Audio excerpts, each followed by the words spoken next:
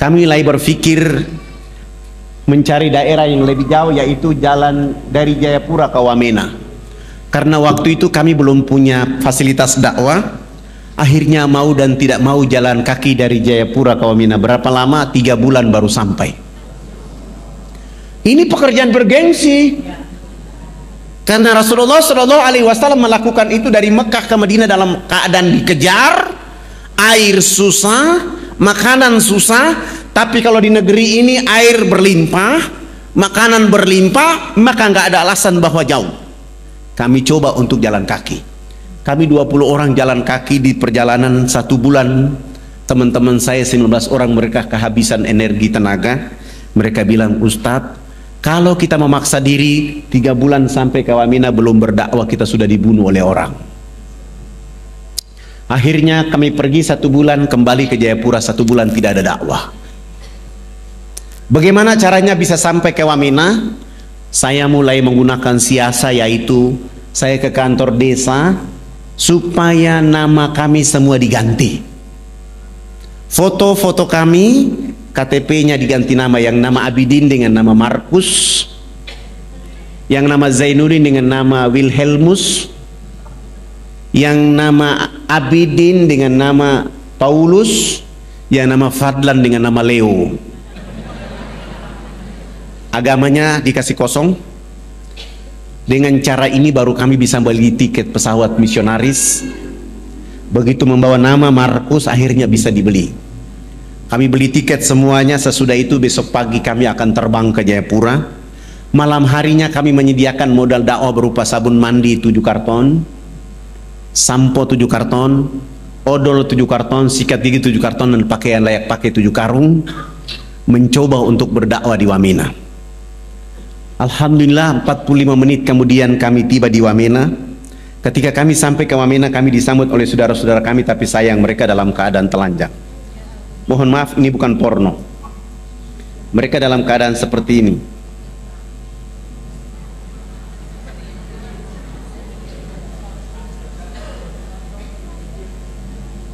Mereka dalam keadaan seperti ini. Mereka dalam keadaan seperti ini. Mereka dalam keadaan seperti ini. Ketika melihat keadaan seperti ini, saya mulai bilang sama para dai bahwa 1 minggu pertama kita tidak boleh berdakwah, kita akan pelajari bagaimana keadaan mereka. Ternyata saudara-saudara kita di pedalaman itu tidak punya pakaian, maka mereka pakai pakaian seperti itu. Tapi gereja dan misionaris mengatakan bahwa ini adalah pakaian kebudayaan. Setelah mereka dibiarkan memakai pakaian seperti itu, saudara-saudara kita di pedalaman itu juga dilarang tidak boleh mandi menggunakan air bersih. Mereka hanya boleh mandi dengan melulurkan tubuh badannya dengan minyak lemak babi. Sudah tidak pakai baju, pakaian, badannya dilulurkan dengan lemak minyak babi, bau badan yang sangat tidak enak. Mereka berdiri dengan jarak 500 meter dari arah mata angin kita di sini yang hancur. Bau yang sangat tidak enak.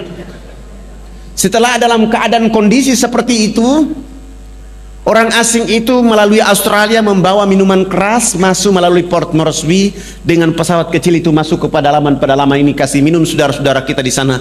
Mereka minum, mereka mabok, ada yang teler dan tidur dengan babi dalam kandang. Ada ibu-ibu kita yang melahirkan di pedalaman-pedalaman itu seperti binatang yang beranak di bawah pohon.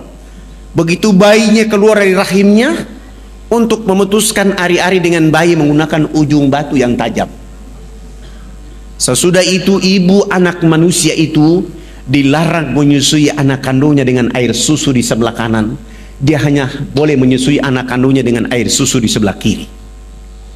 Air susu di sebelah kanan dipersembahkan untuk anak babi. Mohon maaf, ini juga bukan porno, ini sengaja saya tunjukkan. Babi di sebelah, anak kandungnya di sebelah kiri. Begitu kami menonton ini, melihat keadaan ini, kami 20 orang semua menangis, mencium bumi Allah dan mengatakan kepada Allah, ini sungguh kita yang paling berdosa. Kenapa? Kita sudah merdeka bertahun-tahun, masih ada warga negara kita yang dibiarkan oleh orang lain di negeri ini dalam keadaan seperti itu. Saya bilang sama teman-teman, ini tidak ada cara lain, tidak ada peraturan lain kecuali dakwah dengan Islam. Bagaimana cara berdakwah? Menurut Allah dalam surat An-Nahl ayat 125, surat 16 ayat 125, serulah manusia ke jalan agama Tuhanmu dengan hikmah, arif, bijaksana. Berdialog dengan mereka pun dengan arif dan bijaksana. Kepada siapa Allah beri petunjuk, kepada siapa Allah sesatkan.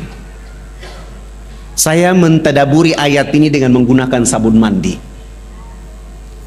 Minggu kedua hari pertama, saya mulai mengajak kepala suku besarnya, kami bawa dia ke sungai. Begitu sampai ke sungai, saya bilang, Bapak ikut kami loncat masuk ke dalam sungai. Kami 20 orang ditambah kepala suku bersama-sama jebur masuk dalam sungai. Sesudah itu naik, saya bilang kepala suku berdiri di samping kanan saya, para dai 19 orang berdiri di depan, dan saya bilang sama kepala suku, Bapak ikut gerakan kami. Saya kasih beliau satu sabun dan saya bilang, Bapak ikut gerakan kami. Begitu kami gosok sabun di sebelah kanan, kepala suku ikut gosok sabun di sebelah kanan. Kami gosok sabun di sebelah kiri, kepala suku ikut gosok sabun di sebelah kiri. Sesudah itu saya ambil sabun dari tangan kepala suku, saya ganti dengan sampo. Rambut kami orang Irian itu kalau belum kena air dengan sampo itu rambut tenang-tenang saja. Begitu kepala suku dia siram sampo satu botol kecil di atas rambutnya, dia keramas, rambut keribu keriting itu dia mekar kayak bunga yang berkembang. Sehingga busa sampo itu makin tinggi. Begitu makin tinggi jatuh kena hidung kepala suku, dia mencium harum dari busa sampo itu, langsung pergi, tidak mau lagi bilas dengan air.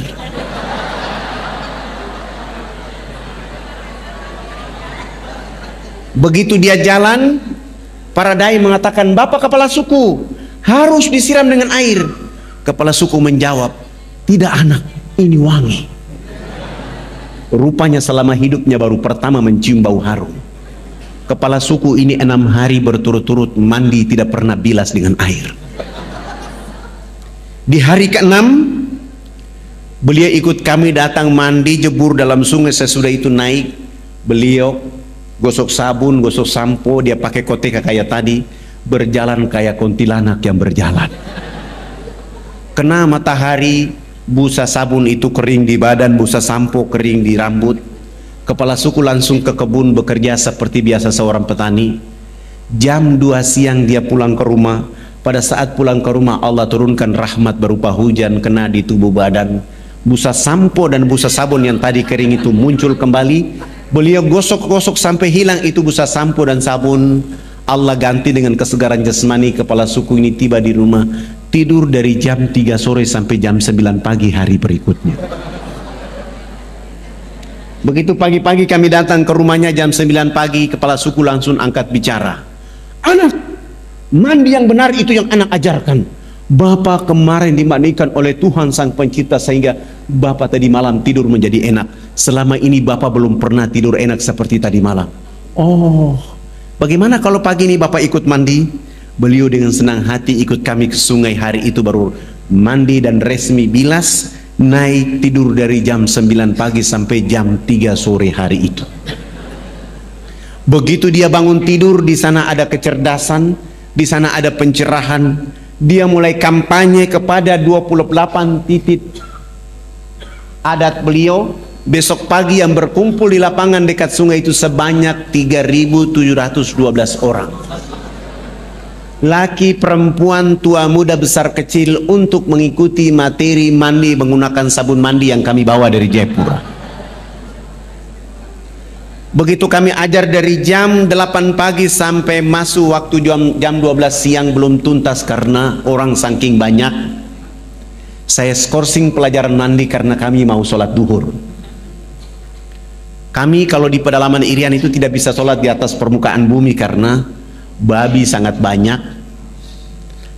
Kebetulan kami 1 minggu sudah buat panggung di tengah-tengah lapangan itu menjadi masjid dan musola kami. 3.712 orang itu saya bilang sama kepala suku, yang sudah mandi jangan pulang, yang belum mandi juga jangan pulang, nanti kami selesai sholat duhur, kami akan melanjutkan pelajaran mandi. Mereka 3.712 orang itu mereka dulu di bawah panggung dan kami 20 orang naik di atas panggung. Salah satu dai dia qomat dan saya takbir. Allahu Akbar. 19 dai ini juga takbir Allahu Akbar. Begitu kami takbir, 3.712 orang itu mereka bangkit dari tempat duduknya, mereka tawaf dengan arah berjalan, arah jarum jam, tawaf keliling panggung sholat. Apa yang mereka lakukan? Mereka berputar keliling panggung sholat dengan berlawanan arah jarum jam, seakan-akan orang lagi tawaf di Ka'bah. Mereka perhatikan gerakan-gerakan sholat duhur yang kami lakukan. Begitu saya salam ke kanan, Assalamualaikum warahmatullah, Assalamualaikum warahmatullah, kepala suku besar itu langsung loncat naik di atas panggung dan mengajukan beberapa pertanyaan.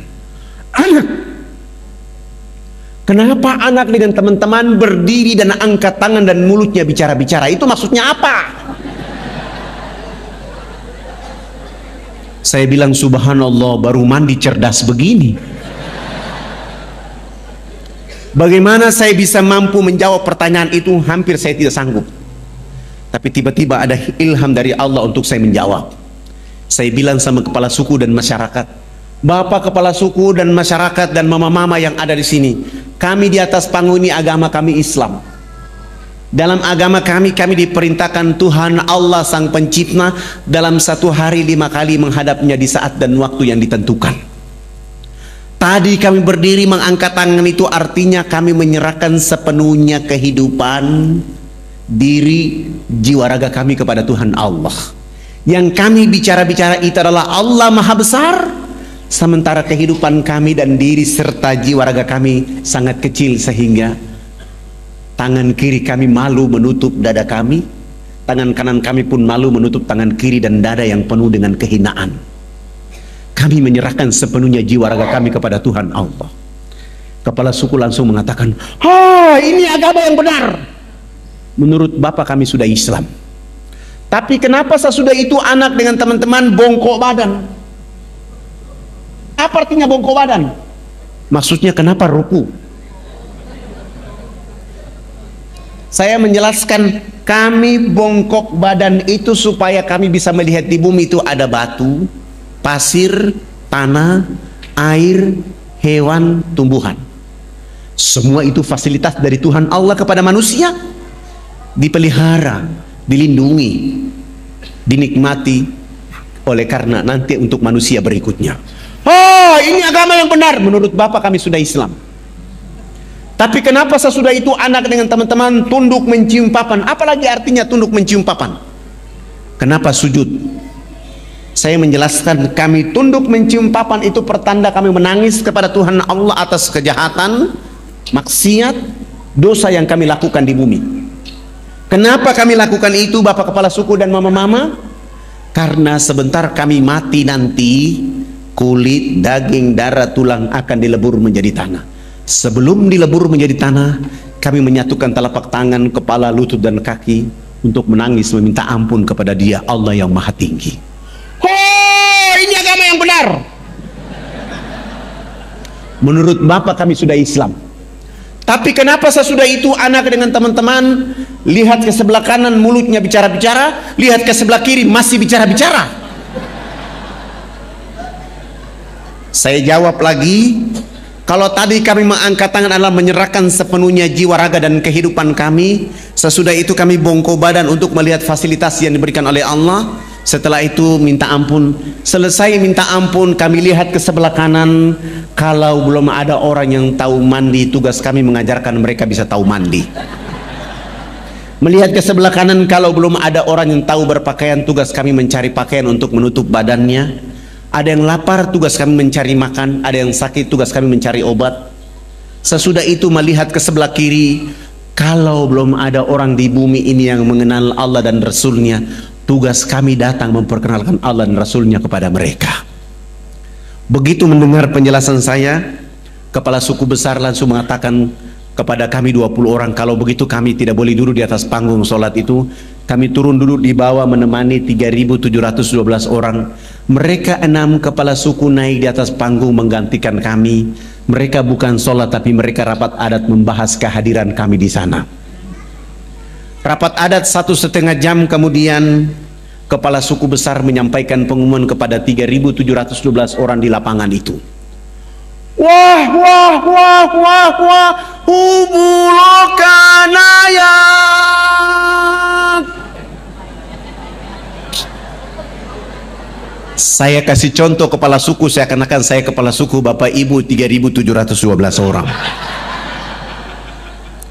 Karena saya ini orang fak-fak, saya tidak tahu bahasa Wamena, karena bahasa yang ada di Irian itu ada 324 bahasa.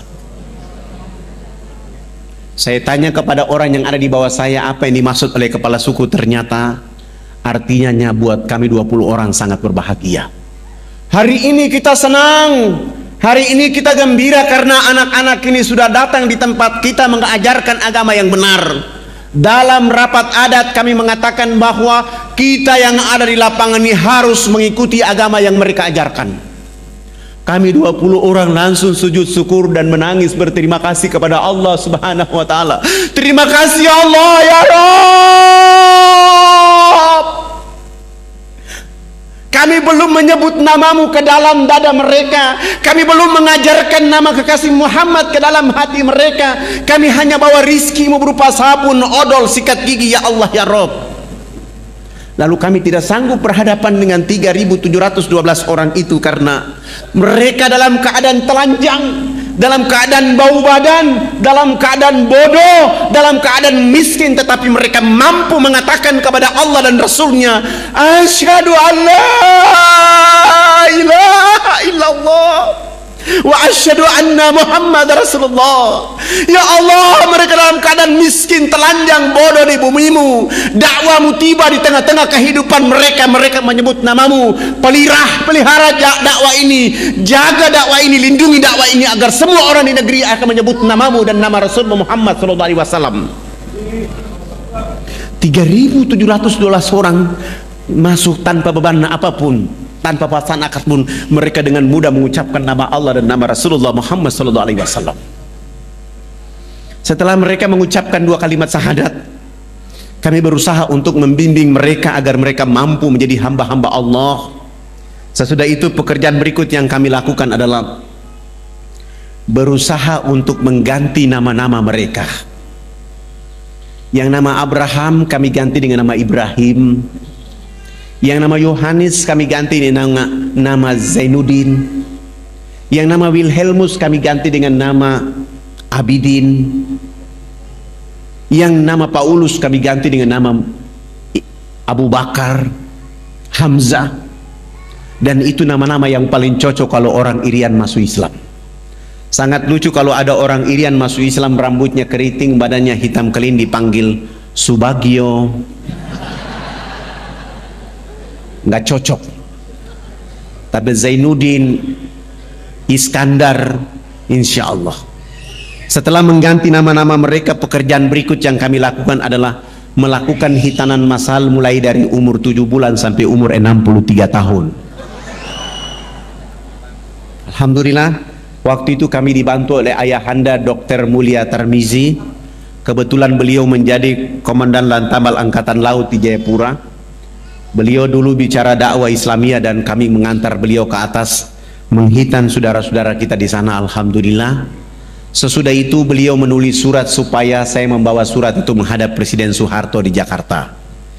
Kami bawa kepala-kepala suku. Kepala-kepala suku ini sudah pakai celana panjang, sudah pakai kemeja, bahkan sudah pakai jas.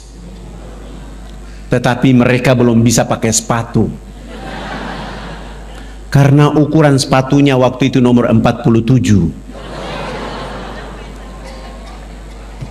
Selama hidupnya belum pernah menggunakan alas kaki, begitu masuk Islam disuruh pakai alas kaki. Terpaksa tidak ada jenis sepatu itu dan kami menggunakan sendal jepit. Kelebihan tumit kami bawa mereka. Naik pesawat dari Wamena ke Jayapura, Jayapura langsung menuju Makassar. Dari Makassar Saya bawa mereka, kepala-kepala suku, melihat pembangunan di kota Makassar. Sesudah itu terbang di Jakarta. Tiba di Jakarta malam hari, kami naik mobil dijemput oleh teman-teman di Jakarta dan kami bawa ke Wisma Haji Jalan Jaksa, Jakarta Pusat. Istirahat, pagi-pagi kami ke istana. Sampai ke istana, alhamdulillah Presiden Soeharto berkenan menerima kami. Beliau minta supaya pertemuannya jangan di istana tapi di rumahnya di Cendana. Selepas sholat asar, kami langsung bertemu dengan beliau. Beliau berdiri dengan senyum ciri khasnya menyambut kehadiran kepala-kepala suku bersama saya. Kepala negara menyambut kepala suku, saling berpelukan, salaman. Sesudah itu dibawa masuk ke dalam ruang tamu, dikasih makan, dikasih minum, dikasih oleh-oleh. Setelah diberikan oleh-oleh, Pak Harto minta supaya kepala sukunya konferensi pers. Lalu kepala suku angkat bicara waktu itu. Bapak tidak pantas jadi presiden. Presiden macam apa hanya bangun Makassar, presiden macam apa hanya bangun Jakarta. Pemilu nanti saya akan bicara supaya tidak boleh lagi dipilih Haji Muhammad Soeharto jadi presiden. Kepala suku ini bicara berapi-api tapi pakai bahasa Wamena. Pak Harto juga tidak tahu.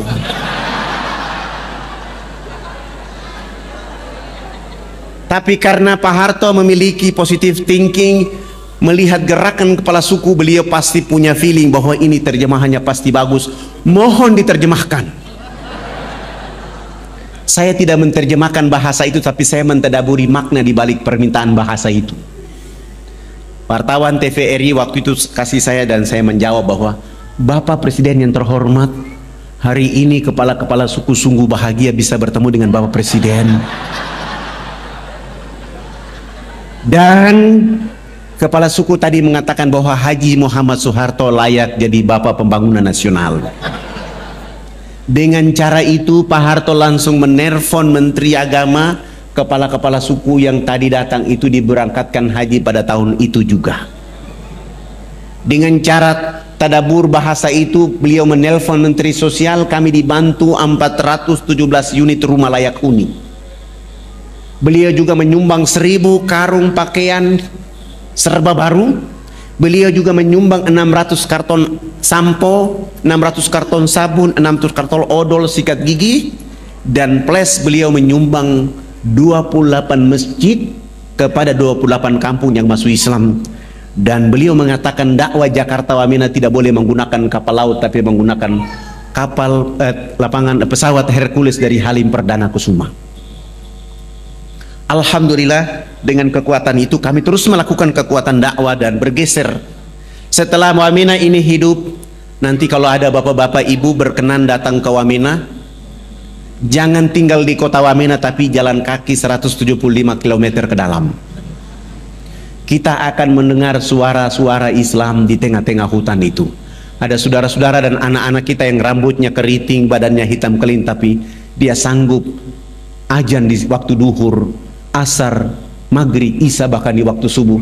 Terkadang kita tidak sanggup meneteskan air mata oleh karena di tengah-tengah hutan itu jauh dari khalayak ramai, tapi ada orang yang menyebut nama Allah, menyebut nama Rasulullah Muhammad SAW.